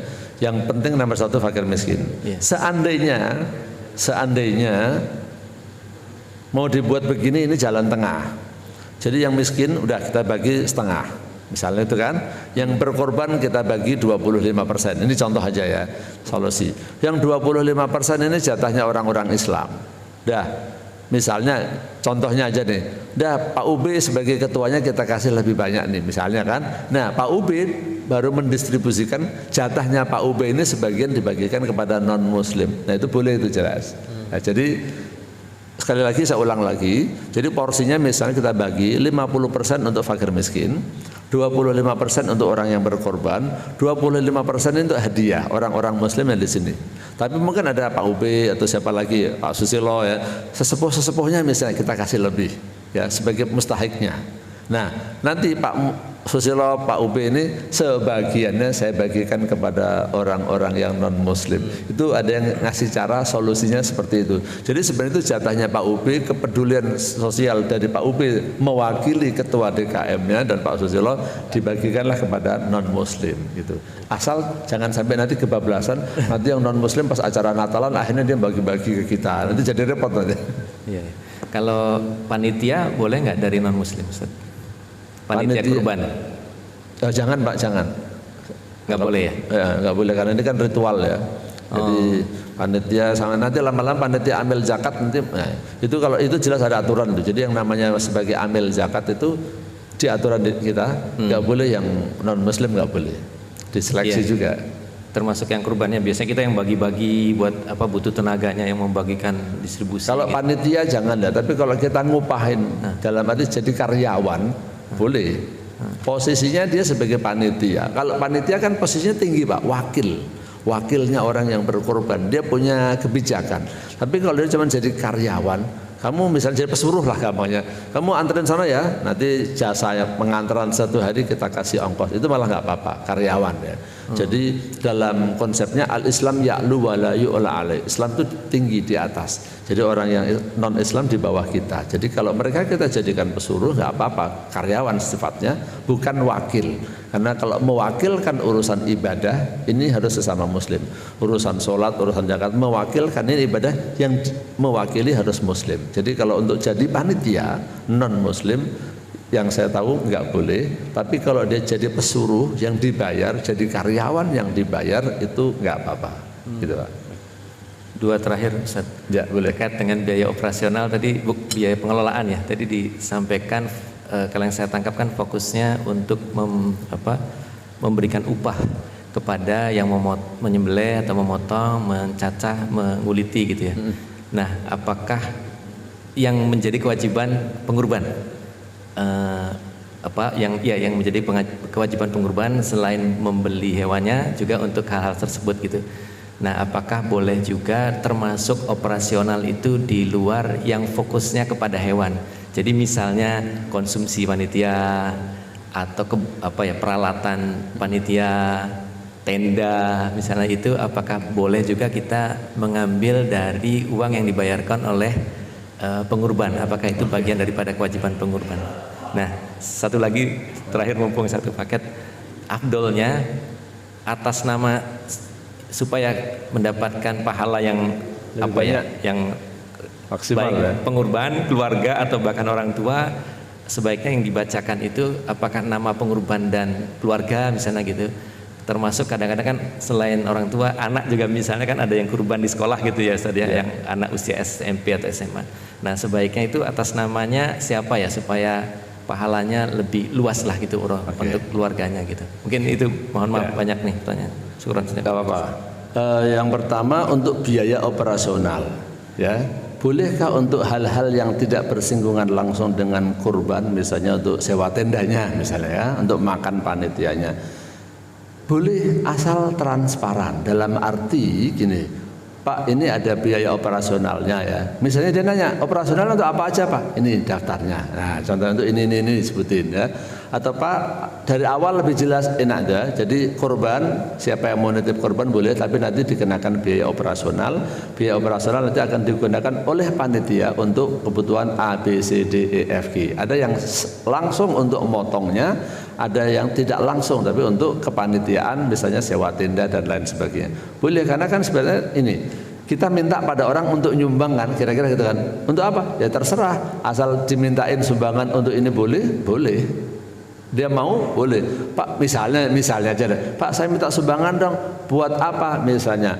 Buat nyewa mobil, buat ngangkut kotorannya. Ya kalau dia mau, nggak apa-apa. Seperti itu logikanya ya. Iya, akadnya. Buat bersihin kotoran Pak, kotoran sapi maksud saya kan. Ini harus ada upah khusus Pak. Boleh. Biar saya sumbang deh khusus. Boleh. Jadi intinya asal transparan dalam wakalah, itu kan namanya wakalah, mewakilkan. Saya mewakilkan Bapak, saya kasih upah sekian, boleh aja. Begitu pula dalam sedekah. Sedekah itu kalau pakai istilah pemerintah itu ada sedekah yang namanya DSKL, ada infak, ada dana wakaf. Ini di istilah pemerintahan. Kalau zakat pakai undang-undang zakat. Kalau wakaf pakai undang-undang wakaf. Kalau yang bukan wakaf, bukan zakat pakai apa? Pakai istilahnya DSKL, dana sosial kegiatan lainnya. Itu istilahnya dana sosial kegiatan lainnya di istilah pemerintah. Ya, kalau zakat ketentuannya maksimal 12,5%. Kalau wakaf, setahu saya, seingat saya 10%. Ya. Kalau DSKL, nah itu beda-beda. Kalau untuk bencana alam, ketentuannya tidak boleh ngambil bagian. Gitu kan. Tapi kalau bentuknya CSR, dari dana CSR boleh sampai 20% seingat saya. Nah, itu ada aturannya. Jadi intinya dana operasional boleh untuk hal-hal tadi, yang penting ada transparansi. Jadi yang nyumbang, yang memberikan uang operasional itu tahu ya, memang untuk ini aja. Kalau misalnya dia ini, Pak, kok biayanya tetek bengek banyak banget, ya kalau Bapak nggak mau, ibarat kasarnya, udah Bapak jangan korban di sini. Ibarat seperti itu, Bapak korban di tempat lain atau Bapak potong sendiri seperti itu. Kalau di sini memang aturannya seperti ini Pak, karena supaya tidak membebani keuangan masjid, jadi kita minta biaya operasionalnya untuk ini itu Pak ya. Dan sebenarnya kalau untuk makannya panitia itu juga ada solusi lain. Sebagian masjid adalah sebagian, misalnya sapi ya, sapi itu ada satu yang dipotong duluan kan, nah diambillah sebagian dagingnya, nah itu dibuat makan panitia, kan nggak sampai sepertiga kan makan panitia. Jadi dari sapi itu dipotong ya, kemudian di awal ya kan, nah sebagian diambil ya, dihitunglah kira-kira jangan sampai sepertiga, nah itu nanti dimakan panitia. Loh, itu masuk apa? Masuk bagian hadiah, kan boleh sepertiga untuk panitia. Kalau misalnya ada yang nanti begini, kan ada orang gini, Pak, kalau kurban kan dibagikan mentah Pak, kalau akikah baru dibagikan mateng. Ya sudah, bisa kasihkan, Pak, Bapak ini dapat jatah, misalnya ambil panitia 5 orang, ini jatah Pak Ube, Pak Susilo, Pak Naswar, dibagi 1, 2, 3, 4, 5 ya, ini Pak Sobar, nah ini bagian Bapak ya. Nah, tapi sudah ada kesepahaman. Ya udah, habis ini saya sedekahkan buat panitia. Nah, itu dimasak buat panitia. Nah, itu boleh juga ya. Itu ada yang kaku soalnya. Korban itu harus mentah Pak, nggak boleh matang. Ya ini masa panitia mau dikasih daging mentah mau buat makan siang. Karena zaman Nabi kan nggak pakai panitia gitu loh. Orang korban masing-masing. Nah sekarang kalau suruh masing-masing, terus terang nih, misalnya nih, saya Pak ya, seandainya tidak ada kepanitiaan, saya mungkin nggak kurban malah Pak. Saya suruh motong sendiri, saya nggak bisa motong terus terang saja ya. Apalagi suruh ngulitin, capek deh saya kan. Yaudah saya nggak kurban lah. Nanti saya akan mencari alasan. Toh ada ulama yang mengatakan nggak wajib kok. Memang ulama Hanafi mengatakan wajib. Ya masalahnya saya nggak bisa. Duitnya ada, tapi korban motong-motongnya saya nggak bisa. Tapi dengan kepanitiaan, ini kan bagian dari tolong menolong. Yang tidak bisa korban dalam sisi motongnya, saya jadi bisa korban. Udah, yang penting saya bayar berapa, itu aja, terima bersih. Nah, jadi nggak masalah, intinya yang penting transparan. Yang terakhir tadi apa Pak? Saya lupa. Atas nama. Oh, korban atas nama. Ya, korban itu yang bagus atas nama orang yang masih hidup, jangan yang sudah meninggal. Kecuali ada wasiat. Jadi kalau korban untuk orang yang meninggal itu malah sebagian ulama mengatakan nggak nyampe itu. Kenapa? Korban kan kayak puasa, dia diwajibkan bagi yang ketemu Ramadan. Korban diwajibkan atau diperintahkan bagi yang ketemu bulan Dzulhijjah. Yang udah nggak ketemu kan udah mati, ya udah dia udah nggak dapat perintah korban. Seperti halnya sholat, yang sholat siapa? Yang ketemu waktu sholat masih hidup. Kalau udah mati, ya udah nggak wajib sholat, gitu. Kecuali ada pesan. Itu maka namanya wasiat. Misalnya saya berpesan pada anak saya, nak, nanti kalau saya sudah meninggal dunia, selama kamu mampu, berkorbanlah untuk saya nak ya, bagi bapak ya sedekah dengan cara berkorban. Nah itu wasiat, nah itu boleh. Anak saya justru harus melaksanakan karena ada perintah dari saya. Selama kamu mampu, korbanlah untuk saya nak ya. Orang tua minta kepada anak gampangnya seperti itu boleh. Tapi kalau tidak ada perintah ya nggak usah. Ya, tidak ada wasiat tidak usah. Itu ya. Jadi yang nomor satu untuk atas nama orang yang masih hidup. Nah, kalau misalnya atas namanya nanti disebutin ini dari keluarga misalnya Pak Sofwan Johari misalnya, itu lebih bagus. Itu suasana sosialnya dan suasana kebersamaannya akan lebih bagus supaya pahanya lebih luas ya. Jadi misalnya kurban atas nama keluarga Bapak Fulan, ini kurban dari atas nama keluarga Pak Fulan, itu insya Allah pahalanya lebih banyak dan dampak sosial dalam kehidupan bersosial itu juga sangat bagus ya. Itu pertanyaan yang sangat bagus tuh yang terakhirnya. Jadi seperti yang Rasulullah pernah lakukan, ini adalah untuk Muhammad dan keluarganya, ini adalah untuk Muhammad dan umatnya. Nah gitu. Itu kira-kira Pak ya. Baik. Ada lagi? Masih ada nggak? Poin-poin yang silakan masih ada. Biar tuntas tentang korban ya. Baik, bismillah. Tadi udah banyak dari Pak Hermawan. Itu hal-hal yang kami alami Pak Ustaz beberapa tahun ini ya. Cuma saya sih pertanyaan tadi Ustaz kan mensimulasikan atau mencontohkan pembagian solusi untuk ngasih ke yang non muslim ya Ustaz. Ya tadi contoh Pak Susilo itu dapat sebagai mustahik dapat nih, terus beliau bisa bagikan ke yang non muslim ya. Nah seberapa banyak sih yang diterima oleh beliau gitu kan?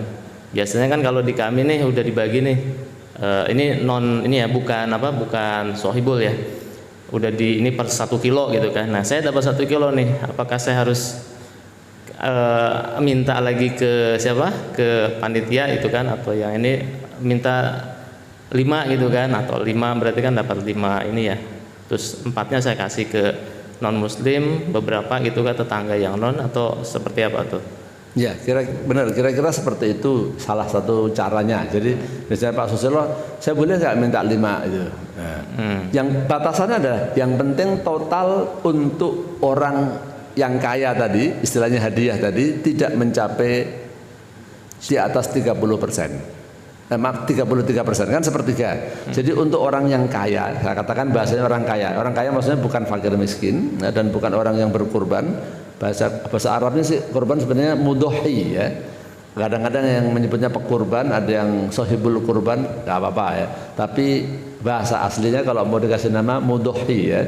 Jadi yang penting jatah orang yang kaya tadi tidak melebihi sepertiga. Jadi panitia sudah mengalokasikan nih.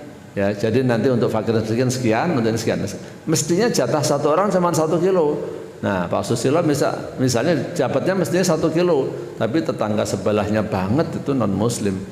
Pak boleh nggak tanya ke panitia, saya minta tambahan 2 bungkus lagi dong buat saya, nah, gitu kan. Nanti Pak Susilo baru bagikan kepada yang non muslim itu untuk menjaga hubungan baik. Nah itu boleh, yang penting panitianya menyetujui.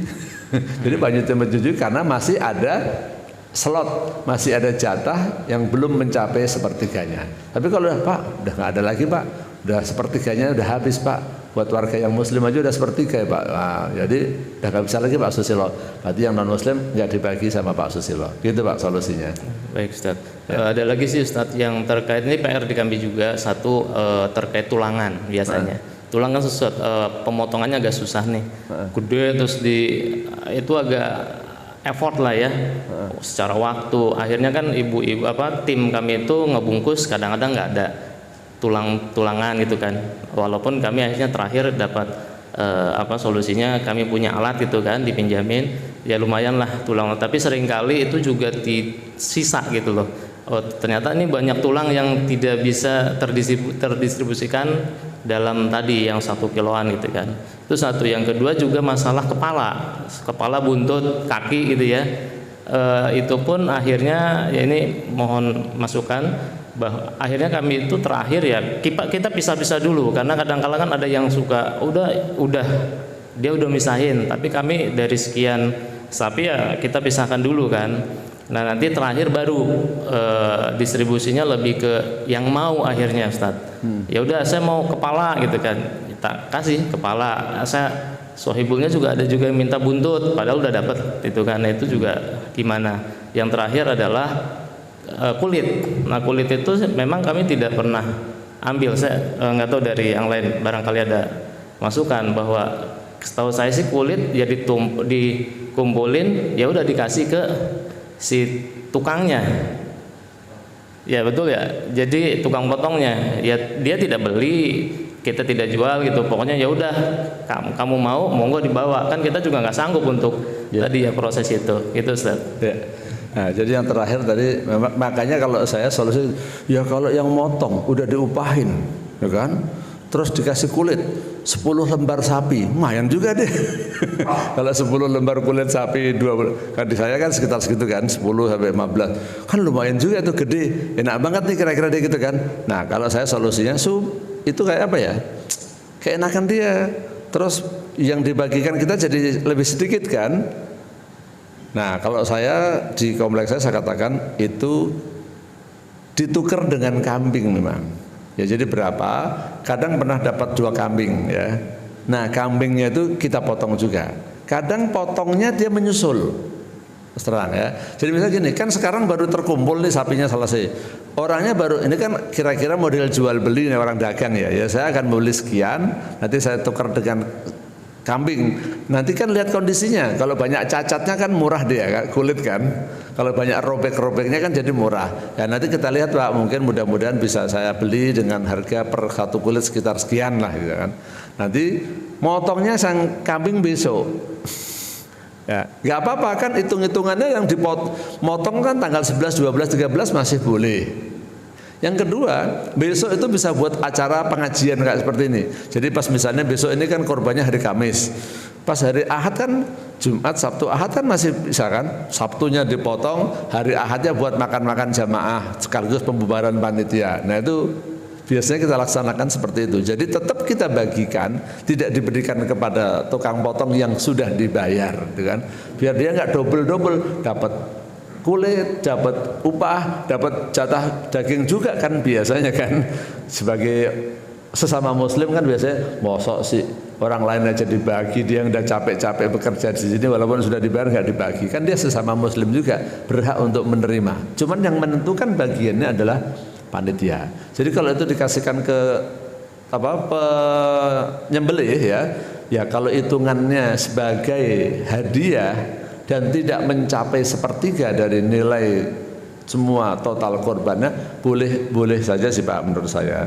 Tapi menurut saya karena dia udah dibayar, keenakan lah ibaratnya kan, kasih aja dia upahnya aja, dia dapat dagingnya. Nah kalau masalah kepala, kalau saran saya kepala itu isinya banyak loh Pak ya.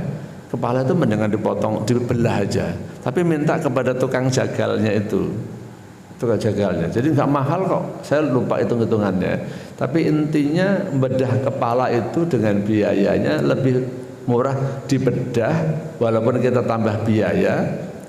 Namanya kan sedikit. Misalnya kita motong doang 100. Kalau motong sama ngulitin 150 misalnya aja kan. Motong pas ngulitin pas bedah kepala itu mungkin 175. Kira-kira begitu Pak ya, yang sudah terjadi di kompleks saya. Jadi menurut saya kalau kepala bagusnya dibelah aja, karena isinya masih banyak itu kepala itu ya, kepala ya. Tapi kalau kulit ya, kalau memang mau dikasihkan bukan sebagai upah boleh, tapi kalau mau pakai ijtihad, saya katakan ijtihad ya, karena ini nyari dalil-dalilnya susah ya. Tapi masalah ketidakmampuan mengelola kulit, mau diapain, masa mau dibusukin ya kan, kan enggak. Maka saya katakan ditukar dengan kambing aja, ditukar dengan kambing. Kalau masalah tulang-tulang tadi ya memang kan ada mesin pemotong itu kan Pak ya, mesin pemotong besi itu ya. Digergaji, kemudian ditulang, dipotong, dibagi-bagikan. Yang jadi pertanyaannya gimana? Misalnya dikasihkan ke siapa aja yang mau gitu ya? Iya, betul. Nah, nggak apa-apa kan? Masalahnya tentu siapa aja yang mau kan tetap saja orang-orang Muslim yang sebenarnya mereka berhak juga kan? Sebenarnya mereka berhak juga kan, artinya mungkin berhak sebagai orang fakir miskin, mungkin berhak sebagai orang yang berkorban, mungkin berhak sebagai orang muslim. Intinya kalau sudah sisa-sisa tulang, kepala kambing, ini nggak ada yang mau nih, saya mau Pak, ya nggak apa-apa, sama dengan seakan-akan kita membagi dia daging plus 1 kepala, nggak masalah. Yang penting itu nomor 1 adalah jatah fakir miskin sudah terpenuhi. Nilainya itu aja terpenting. Jatah fakir miskin terpenuhi, sisa-sisa untuk panitia lah, untuk DKM lah, untuk warga silahkan aja. Apalagi jeruan Pak ya. Jeruan itu ada madhabnya, kalau orang asing di luar negeri katanya jeruan dibuang ya. Jeruan itu dibuang. Kalau di Indonesia mau dibuang sayang, karena masih banyak orang miskin yang mau makan jeruan. Tukang bubur itu jual usus Pak, 1 tusuk 2.000 Pak. Itu artinya apa? Orang Indonesia makan jeruan itu ya nggak terlalu berbahaya lah. Sama dengan tukang sampah itu kan makan sisa-sisa makanan nggak berbahaya kan, dia katanya makan sehat-sehat aja kan. Nah jadi untuk orang Indonesia ini karena jeruan itu masih bisa diimbangi dengan gerak badannya dan kekurangan gizinya, menurut saya ya jangan dibuang lah, tapi dibagikan kepada siapa yang mau ya. Tapi memang pengelolaan jeruan itu harus bagus ya. Kalau di kompleks saya itu ini banding studi banding aja ya. Itu jeruan itu nanti ada tim khusus yang nanganin jeruan. Dan itu modelnya setelah dibersihin dia langsung dimasak. Kalau di kompleks saya. Jadi memang disiapin penggorengan gede gitu kan. Nah, jadi begitu selesai dibersihin langsung dimasak. Sebab jeruan kan kalau kelamaan jadi bau kan.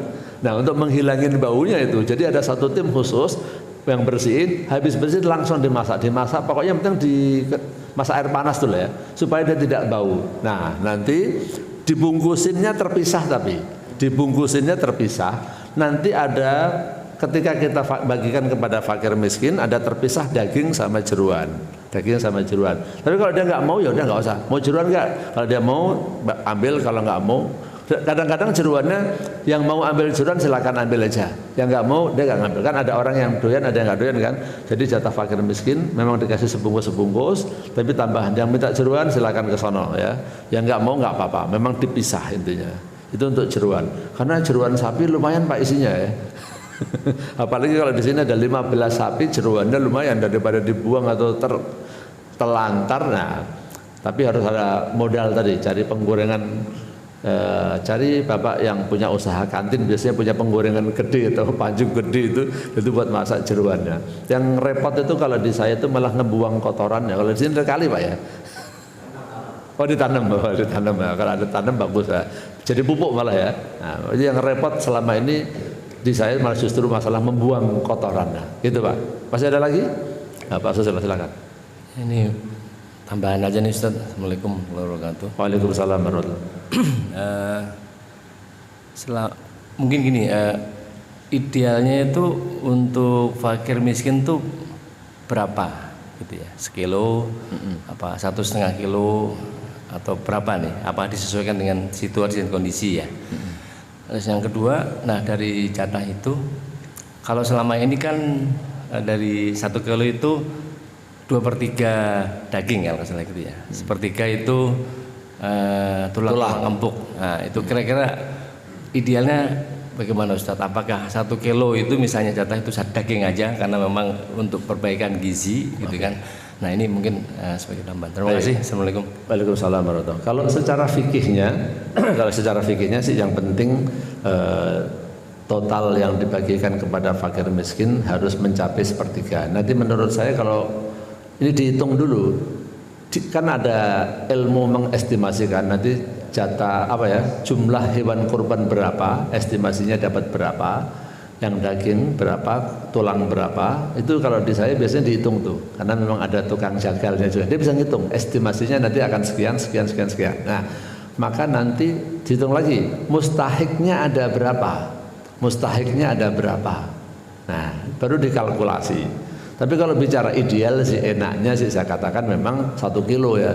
Kalau di bawah 1 kilo itu kayaknya kecil sedikit banget. Jadi kayak kadang-kadang saya kasihan tuh nggak tega. Orang datang capek-capek jauh yang dari luar komplek kan ngambil cuma 1/2 kilo, 500 on, 600 on itu kadang-kadang saya kasihan tuh kan. Jadi kalau saya pribadi memang lebih cenderung supaya orang itu bahagia itu ya. Nerimanya tuh 1 kilo itu kan. Jadi kayaknya dia berbahagia di Idul Adha dan cocok lah, masaknya juga enak. Kalau masak cuman misalnya 1/2 kilo Pak ya. Jadi tanggung mau dibuat sate atau dibuat apa bingung juga kalau terlalu sedikit. Tapi kalau 1 kilo itu kan enak itu. Itu kalau bicara idealnya. Jadi dikalkulasi kemudian berapa. Tapi memang kalau bisa 1 kilo memang ya. Kalau kurang dari 1 kilo saya ngeliat itu yang dikit. Saya kadang-kadang bagiin nggak tega tuh. Kok dikit isinya tulang sama jeroan. Total 1 kilo ya. Kalau bisa 1 kilo kan enak. Orang benar-benar bahagia. Jadi di antara tujuan biar orang senang lah jadi orang Islam. Biar orang senang lah kalau hari Idul Adha. Orang Islam tuh senang ada bahagia ya. Kalau Idul Adha dia bisa makan daging. Terus terang Pak ya. Saya waktu kecil, saya bicara waktu kecil. Itu nggak pernah makan daging kecuali Idul Adha. Nggak pernah makan ayam kecuali Idul Fitri. Itu terang aja. Hanya di kampung seperti itu banyak. Jadi kita makan ayam itu kalau Idul Fitri, makan daging kalau Idul Adha. Hari-hari makannya tahu, tempe, ya gitu aja, biasa. Artinya di kampung banyak Mbak orang seperti itu. Dan di Jakarta ini mungkin kalau diteliti juga saya kira masih banyak ya. Karena saya kadang-kadang tuh kalau jalan-jalan sengaja jalan-jalan masuk kampung-kampung ya. Allah lihat rumah-rumah yang nggak layak itu kan. Itu kasihan juga yang masih tanah lah, yang masih pelur semen. Yang masih pelur semen masih mending masih tanah ya. Rumahnya kayak mau roboh. Saya suka jalan-jalan ke dalam-dalam itu kan. Artinya tingkat ekonomi di perkotaan ini gapnya, perbedaan kelasnya itu juga masih tajam sebenarnya. Jadi masih ada insya Allah ya. Biarlah mereka bahagia ya. Karena saya ngalamin Pak ya. Saya ngalamin. Jadi kalau dikasih daging 1/2 kilo, anaknya bapak saya itu ada 8 Pak. Coba bayangin aja. Itu aja kalau 1/2 kilo aja paling-paling kita makan nanti 1 kilo sepotong-sepotong Pak nanti pas kurban juga kan. Ya tapi adanya seperti itu ya. Tapi kalau rada banyakan kan enak. Anak bapak saya kok 8 Pak ya. 8. Sekarang tinggal 6 yang masih hidup. Itu bisa dibayangin kan kalau dapat sekilo Pak ya. Pada satu lagi, silakan.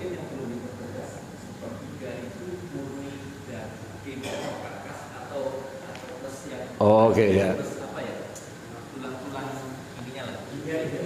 Ya, karena itu biasanya kita 1/3 lebih sih, bahkan mungkin sampai setengahnya itu termasuk di dalam 1 kilo itu ada 200 atau 300 gram itu yang bukan daging gitu, yang campuran tulang. Nah 1/3 nanti kalkulasi kita itu nanti sebaiknya murni buat fakir miskin terutama ya, murni daging, karkas atau ada campuran itu. Terus yang kedua, ini kadang-kadang ada kurbannya sapi, mintanya kambing atau kurban kambing mintanya sapi. Nah itu mungkin sebaiknya tetap kita kasih haknya sebagai pengurban, yang kambingnya ya kita kasih sebagai hadiah, barangkali itu jalan keluarnya saja. Oke. Oke, yang terakhir. Yang nomor 2 dulu saya jawab. Jadi orang korbannya kambing mintanya sapi, sebaliknya boleh. Dia menerima sebagai mustahik, yaitu sebagai orang muslim, bukan sebagai mudhohi ya. Jadi misalnya saya korban sapi. Ya idealnya saya dapat bagian saya sebagai mudhohi ya daging sapi itu kan. Tapi saya nggak doyan sapi, saya senangnya kambing. Saya minta kambing dong, boleh. Berarti posisi saya yang saya korbankan, saya korbankan semua, saya nggak ngambil. Tapi saya sebagai orang yang Muslim, saya kan boleh dibagi juga loh. Dibagi apa? Dibagi daging kambing atau sebaliknya. Itu boleh Pak ya, boleh. Nah kalau sepertiga itu dari apa? Sepertiga dari total sesuatu yang dimakan sebenarnya, bukan dari dagingnya saja. Sesuatu yang dimakan dari bagian binatang itu. Berarti kan ada kepala. Kepala ya bagian juga dari sesuatu yang dikorbankan kan. Yang dikorbankan bukan kambingnya aja kan. Kaki. Kaki itu kan kalau kaki sapi kan lumayan juga Pak. Lumayan juga. Itu termasuk bagian yang sepertiga tadi. Jadi sepertiga itu bukan hanya dagingnya saja, tapi karena kita mengelolanya itu kan kadang-kadang fokusnya kepada daging ya. Jadi makanya saya katakan ambil amannya untuk dagingnya ambil 50%, karena nanti kadang-kadang untuk pengelolaan kakinya itu kita nggak bisa bagi kepada fakir miskin satu-satu, gimana, rada susah kan. Makanya saya katakan 50% kalau dari daging ya. Jadi sebenarnya sepertiga itu dari mana? Dari total bagian hewan kurban yang dimakan ya, termasuk kaki dan kepala. Makanya sekali lagi anjuran saya, karena kepala sapi itu gede, isinya banyak, dibelah aja. Tapi kalau kepala kambing nggak apa-apa, kasih satu-satu lah ya. Misalnya ada orang-orang fakir miskin yang rada baik, orang-orang fakir miskin yang punya hubungan baik dengan masjid, mungkin karena dia selama ini membantu sebagai pengamanan masjid misalnya kan, selama ini dia sebagai pekerja masjid, selama ini dia banyak kita minta support untuk keamanan di luar terhadap ke dalam masjid misalnya. Kita bagi lebih deh, Bapak dikasih dagingnya plus satu kepala kambingnya misalnya, nggak apa-apa itu ya. Atau kasih satu bungkus daging plus satu kaki sapi misalnya. Nah, kaki sapi itu kalau ketemu orang Padang kan enak banget tuh Pak. Jadi tunjang itu enak banget itu. Kalau yang nggak bisa masak ya nggak enak memang ya, pusing ya. Ini pengalaman saya pernah dikasih kaki. Waduh, kaki sapi gimana ya, saya nggak tahu caranya. Ada kenalan lah, Pak saya bisa bantuin deh Pak. Ya udah, ini kan ada dua, kamu bantuin, kamu bersihin, nanti yang satu buat kamu, satu buat saya. Saya nggak bisa ngelolanya, itu contohnya aja ya, contohnya aja. Jadi nggak semua orang bisa mengelola kaki ataupun kepala. Jadi kalau kepala karena isinya banyak bagi, tapi kalau dibelah, tapi kalau kaki menurut saya didata aja Pak. Ya kira-kira orang-orang di antara fakir miskin yang punya jasa atau kita harapkan jasanya, nah itu bisa ditambahin dengan satu kaki. Biasanya sapi sampai berapa Pak di sini? Kira-kira besok berapa? 20? Wah, 20 kali 4 kan ada 8 kikil Pak ya. Lumayan kan. Jadi kita bisa seakan-akan itu prioritas orang-orang fakir. Kalau misalnya di luar kompleks sih enak ya. Orang fakir yang rajin ke masjid misalnya kan. Nah, dia dikasih daging plus kaki. Tapi kalau orang fakir yang nggak pernah ke masjid, udah kaki daging doang. Contohnya gitu kan. Tapi kalau di dalam kompleks ini kan mungkin nyari orang fakir miskinnya susah ya. Ya mungkin pekerja mungkin ya, pekerja. Atau kalau apa itu? Security. Kalau di saya, di kompleks saya kita ada pengajian untuk ART, asisten rumah tangga itu kita ada pengajian sebulan sekali. Nah itu ya. Jadi kita adain pengajian. Sambil kita ngadain pengajian, biasanya itu kita kasih zakat dalam bentuk beras. Kan di sini kan ada bagi beras ya. Nah itu tapi saya buat dalam bentuk pengajian. Ada sekitar 300 orang itu. Jadi khusus pengajian ART itulah ya, asisten rumah tangga, adain pengajian bulanan, kita kasih beras. Beras itu sebenarnya dana dari zakat ya. Jadi maksud saya kita bagikan zakat tapi ada unsur dakwahnya. Nah pas korban begini bisa, misalnya dia tambahin kaki satu-satu khusus yang ini. Nah itu kan, karena apa? Dia kan jamaah tetap, walaupun dia di luar komplek tapi udah jamaah tetap kita, gitu kan. Nah, karena setiap hari dia datang ke komplek untuk bekerja sebagai asisten rumah tangga, pas bulan sekali dia ikut pengajian. Jamaah tetap udah kita kasih prioritas. Nah itu contohnya Pak.